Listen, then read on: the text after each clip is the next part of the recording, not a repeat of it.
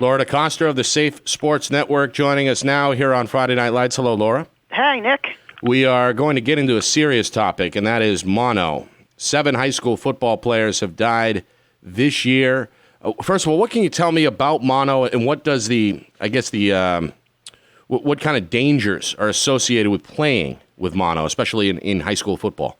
Sure. Well, the reason that it comes up when you start talking about the tragedy of these 7 kids having died this year is because one of those kids on his autopsy was found to have had an enlarged spleen. And his autopsy report doesn't say why his spleen was enlarged, but as you're looking at that, one of the most common reasons for an enlarged spleen, and certainly in this age group, this high school population, is mono, which is also known as the kissing disease. It's a virus that's spread by saliva.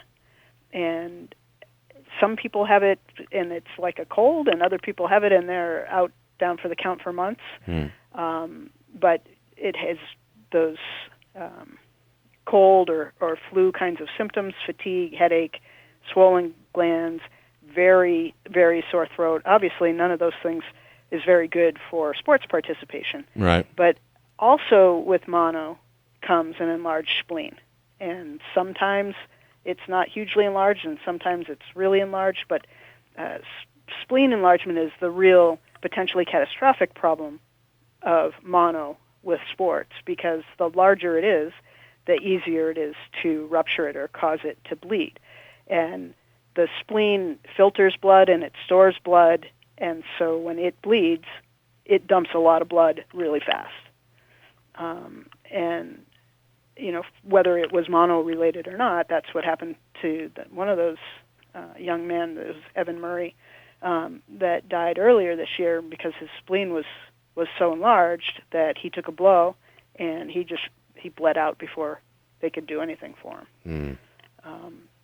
So when high school kids or college athletes have mono, usually doctors are familiar. They know that the kid needs to be out of sports until their blood tests are normal and until their spleen size has returned to normal. And they shouldn't be back taking the risk of getting hit again before those things are met. And unfortunately, that can take weeks. So it's a significant thing, and nobody wants it. And that might cause kids to, sort of hide it if they're not feeling well. Right. But that could have catastrophic outcome. Laura Decoster is our guest of the Safe Sports Network. We're talking about mono. As a coach, how can you spot potential signs that maybe one of your players has mono?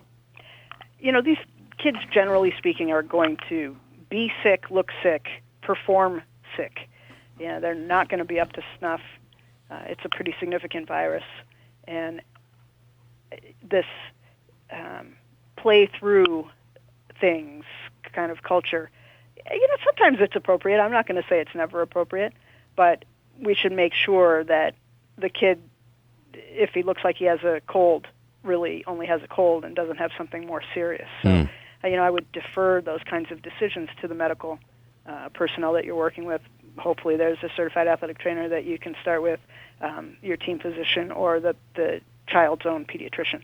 Switch gears a little bit. Sports Safety Week is coming up in Manchester, November the 15th, all week. The 15th through the 21st. You got a number of events going on.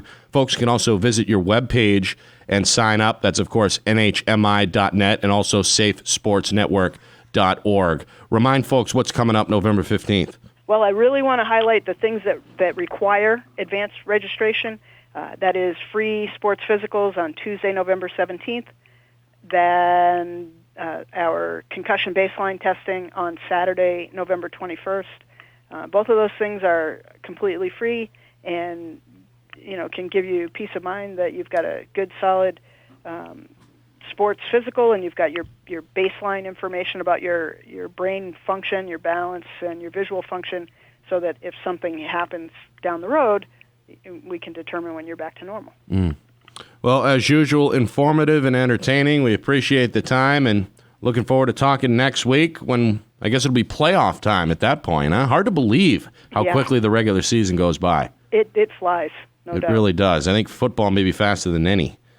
So, all right. Thanks again, Laura. All right, Nick.